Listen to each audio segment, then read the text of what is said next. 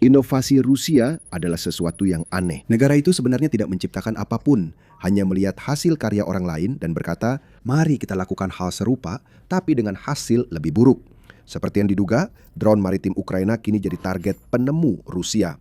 Rusia memperhatikan keberhasilan Ukraina memakai drone di Laut Hitam. Jadi mereka membangun sebuah pangkalan, dan di pangkalan itu ada sesuatu yang benar-benar diyakini Rusia bisa membalikan keadaan perang laut. Drone maritim buatan mereka sendiri ini dibuat untuk menyaingi desain Ukraina yang lebih unggul. Tapi Rusia punya masalah. Mereka harus menyembunyikan drone laut di pangkalan dekat Laut Hitam agar berdampak besar. Itu adalah sebuah kesalahan. Ukraina menemukan pangkalan itu dan langsung menghapus drone tiruan Rusia dari muka bumi. Snezhna terletak dekat permukiman Yevpatoria. Ini jauh dari pangkalan Angkatan Laut Rusia yang paling mengesankan di semenanjung Crimea yang dicuri. Sevastopol jauh lebih besar dan sampai baru-baru ini merupakan markas armada Laut Hitam yang ditakuti. Namun Snezhna penting karena menyembunyikan sesuatu yang dibutuhkan Rusia. Armada drone maritim telah dikirim ke pangkalan kecil ini sebagai bagian dari upaya Rusia untuk menguasai Laut Hitam dan Laut Azov.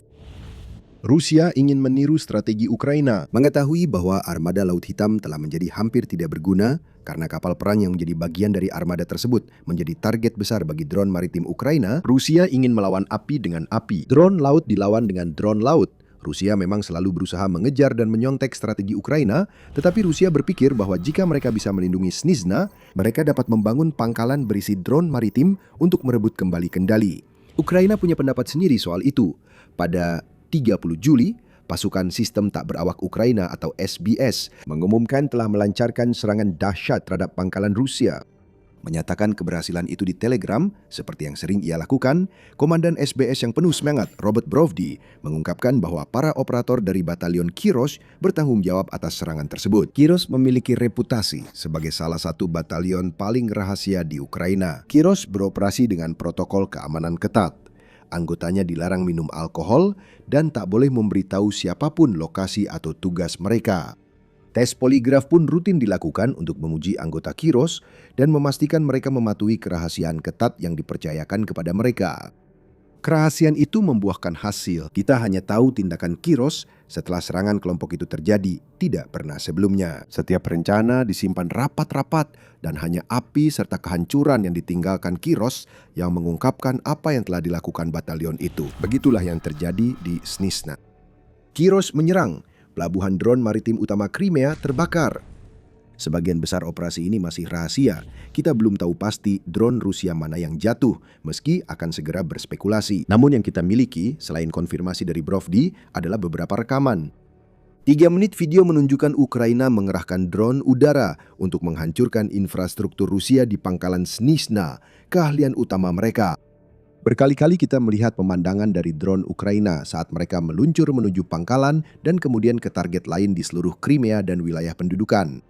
Kita juga melihat akibatnya. Api yang mengeluarkan asap begitu besar hingga memenuhi layar terlihat membumbung dari pangkalan drone laut milik Rusia. Kami melihat hanggar dihantam dan ledakan besar mengguncang seluruh pelabuhan. Apapun yang coba disembunyikan Rusia di sini jelas terbakar dan pengamat teliti juga akan menyadari ada sesuatu yang tampaknya hilang di rekaman itu. Tembakan pertahanan udara Rusia, di mana itu? Tidak ada yang tahu. Tapi video ini menunjukkan tidak adanya tembakan pelacak yang biasanya sering kita lihat dalam rekaman seperti ini. Dan tidak ada tanda-tanda misil yang biasanya diluncurkan Rusia untuk mencoba menghancurkan drone Ukraina. Kita belum bisa memastikan Kirosh punya akses langsung ke pangkalan drone laut Rusia di Crimea. Namun yang terlihat adalah dampak strategi isolasi yang diambil Ukraina hampir sepanjang 2026. Mungkin tidak ada tembakan pertahanan udara karena sistem Rusia di Crimea terbatas dan tak bisa dialihkan ke pangkalan drone laut. Jikapun ada pertahanan yang bisa dikirim, mungkin mereka tak bisa membawanya ke sana. Krisis bahan bakar yang melanda Crimea akibat strategi isolasi Ukraina membuat Rusia kesulitan mengangkut sistem pertahanan udara ke tempat yang dibutuhkan, lapor UKR Inform pada malam 14 Juli. Mungkin tidak ada bedanya meski Rusia tahu rencana batalion Kirosh. Serangan itu mungkin tetap terjadi, kita mungkin tak akan pernah tahu, dan itulah inti dari Kirosh. Setiap informasi yang kita dapatkan tentang apa, bagaimana, atau kapan batalion ini melakukan serangan disebarluaskan dengan hati-hati kepada publik. Batalion itu hanya mengungkapkan apa yang mereka inginkan dunia tahu. Satu-satunya alasan kita tahu serangan ini benar-benar terjadi adalah karena Kirosh ingin mengirim pesan ke Rusia. Kamu tak bisa sembunyikan drone lautmu, Putin. Kairos tahu lokasi mereka dan bisa menyerang kapan saja. Soal apa yang dihantam Kairos di Snizhna, ada beberapa hal yang sudah pasti kita ketahui. Rekaman itu memperlihatkan hanggar-hanggar yang terkena hantaman keras. Diduga hanggar-hanggar itu berisi drone laut yang akan dikirim Rusia ke Laut Hitam dan Laut Azov.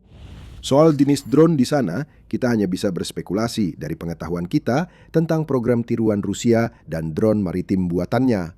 Bisa jadi Ukraina menghancurkan Orkan. Drone maritim kecil ini mirip dengan yang awalnya dikerahkan Ukraina di Laut Hitam dan diyakini mampu membawa muatan sekitar 100 liter. Atau mungkin Rusia menyimpan drone laut Katran di Snizhna. Drone maritim aluminium ini menutupi mesinnya dengan logam untuk menyamarkan tanda inframerah dan terlihat membawa senapan mesin di lambungnya. Dandelion dengan kecepatan yang dilaporkan mencapai 43 knot dan muatan 600 kg mungkin juga berada di Snizhna, begitu juga Morana 300S. Ini adalah versi Rusia dari Magura V5.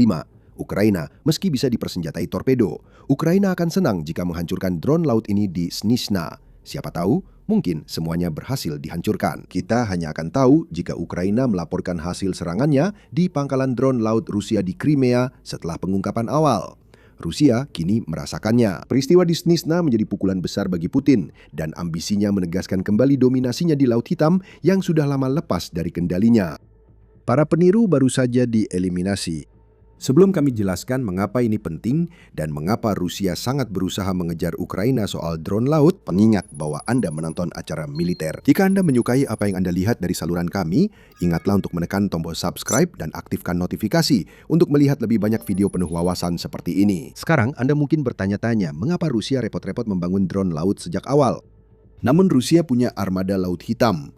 Sebelum invasi Vladimir Putin, armada dengan 40 kapal perang dan 7 kapal selam ini dianggap sebagai salah satu aset terpenting Rusia. Armada ini akan memberikan kendali atas laut yang menjadi asal namanya dan Ukraina tidak akan bisa berbuat apa-apa terhadapnya. Rusia dengan sombong mengira Ukraina tak membawa apa-apa ke pertempuran laut. Memangnya Ukraina punya apa? Hanya beberapa kapal patroli dan kapal perang ranjau. Itu belum sebanding dengan kekuatan armada Laut Hitam. Kapal perang Rusia akan menguasai Laut Hitam dan memberi pasukan serta perlengkapannya jalur masuk lewat laut ke Ukraina, bersamaan dengan kemampuan menghambat ekspor gandum Ukraina lewat Laut Hitam. Setidaknya itu rencananya. Pada 2026, kita tahu rencana Rusia itu gagal. Negara kecil tanpa angkatan laut itu telah menghancurkan armada Laut Hitam. Musim panas 2024, sepertiga armada telah hancur. Banyak kapal perang Rusia terkena serangan Ukraina, sementara Ukraina belum punya satupun kapal perang yang beroperasi. Namun yang dimiliki Ukraina adalah misil seperti Storm Shadow yang disediakan oleh Sekutu Baratnya, persediaan drone udara yang semakin banyak, dan tentu saja drone maritim. Drone-drone itu yang mulai dikembangkan Ukraina pada musim semi 2022 telah mengubah situasi di Laut Hitam. Yang pertama menjadi sorotan adalah Magura V5 yang dapat membawa hingga 300 kg bahan peledak dan melakukan serangan kamikaze ke kapal perang Rusia selama perang.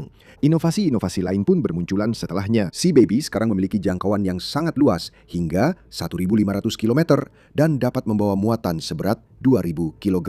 Kapal Sea Baby bisa menebar ranjau dan juga menjadi kapal induk drone udara. Moby Dick memberi Ukraina platform drone laut modular serbaguna, dari pengintaian hingga penyerangan.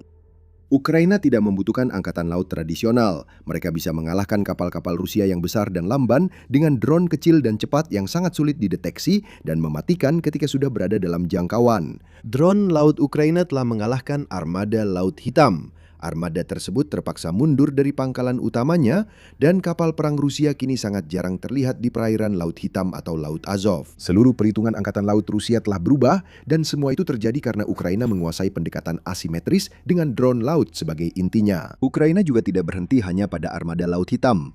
Sekarang, karena Rusia terlalu takut untuk mengirim kapal perangnya ke satu-satunya tempat yang mereka butuhkan jika ingin memberi dampak pada perang, Ukraina telah mengarahkan drone lautnya ke armada bayangan. Pada Juli, Dinas Keamanan Ukraina menghancurkan kapal tanker minyak Alvaro di Laut Hitam dengan drone laut.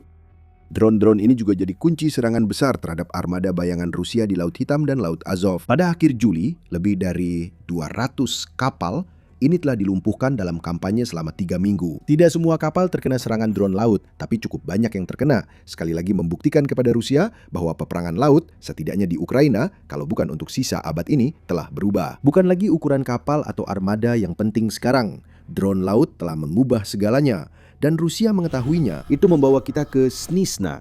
Pangkalan Crimea ini menunjukkan Rusia mengakui Ukraina unggul di perang laut. Armada Laut Hitam kini hampir tak berguna. Satu-satunya cara Rusia untuk bersaing sekarang adalah dengan membangun drone lautnya sendiri yang diharapkan dapat menandingi kemampuan Ukraina. Dalam konteks geopolitik yang lebih luas, fakta bahwa Rusia meniru strategi Ukraina mengkhawatirkan. Walaupun negara lain mulai membangun drone laut, mereka masih tertinggal dari Rusia dan jauh lebih tertinggal dari Ukraina.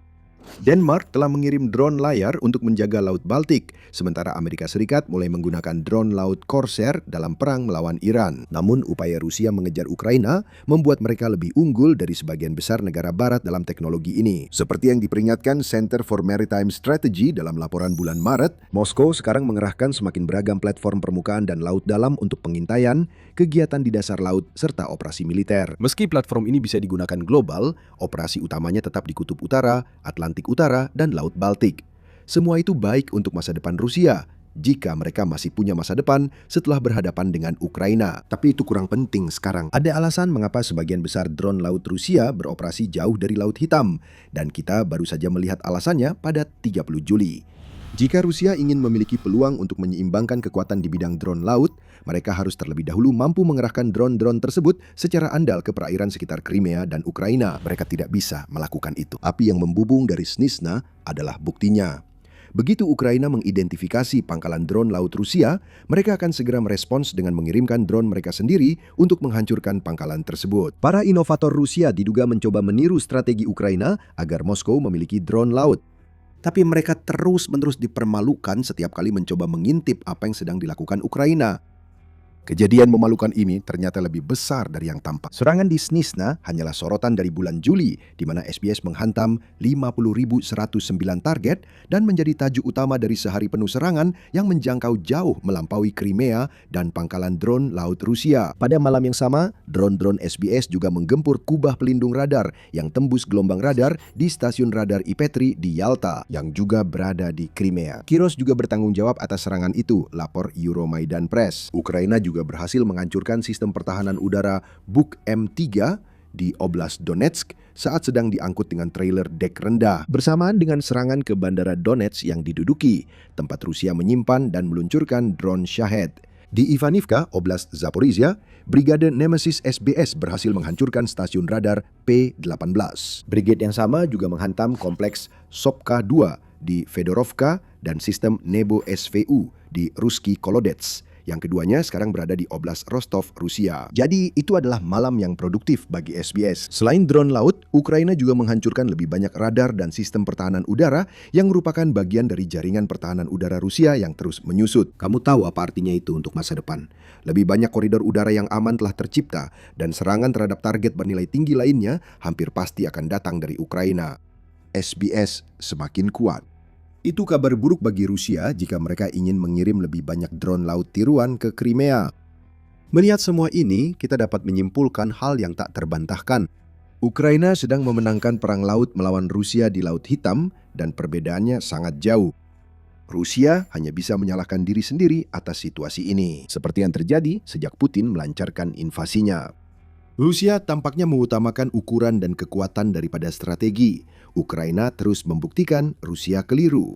Di Laut Hitam, Rusia tak siap menghadapi serangan Ukraina apapun. Itulah yang terjadi sejak drone laut mulai menjadi sorotan. Pada Januari 2025, Dinas Intelijen Ukraina mengungkapkan bahwa Rusia belum berhasil menemukan apapun yang bisa digunakan untuk melawan drone maritim Ukraina. Yang berarti satu-satunya bentuk pertahanan nyata mereka adalah menembaki drone-drone tersebut dengan asumsi mereka terlihat tepat waktu. Mereka pada dasarnya hanya bertahan dari serangan yang sudah langsung dilakukan oleh drone maritim. Mereka saat itu belum punya tindakan balasan efektif atau alternatif untuk menghadapi drone maritim kami, ujar perwakilan intelijen Ukraina. Kita maju ke musim panas tahun 2026 dan tema bahwa Rusia tidak memiliki cara yang benar-benar efektif untuk menghadapi drone laut Ukraina masih sangat jelas.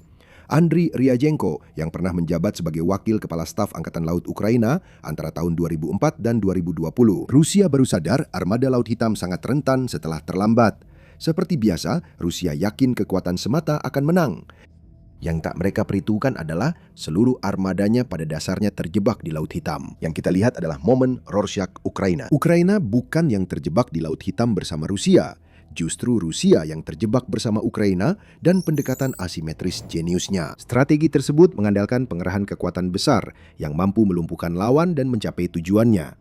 Namun berkat pendekatan asimetris ini, sebuah kerentanan kritis dari semua kapal Rusia yang besar ini terhadap drone maritim pun terungkap, jelas Ryazhenko. Ia menambahkan, keunggulan kapal Rusia atas Ukraina yang dulu 12-1 pada 2022 kini turun jadi 4-1 karena pendekatan angkatan laut mereka gagal. Kapal-kapal Rusia yang tersisa kini bersembunyi di pangkalan agar terhindar dari serangan. Hal ini membuat Rusia kini berusaha mengejar ketertinggalan dengan drone laut, sementara Ukraina mendominasi Laut Hitam dan Crimea hingga dapat menghancurkan drone Rusia sebelum digunakan.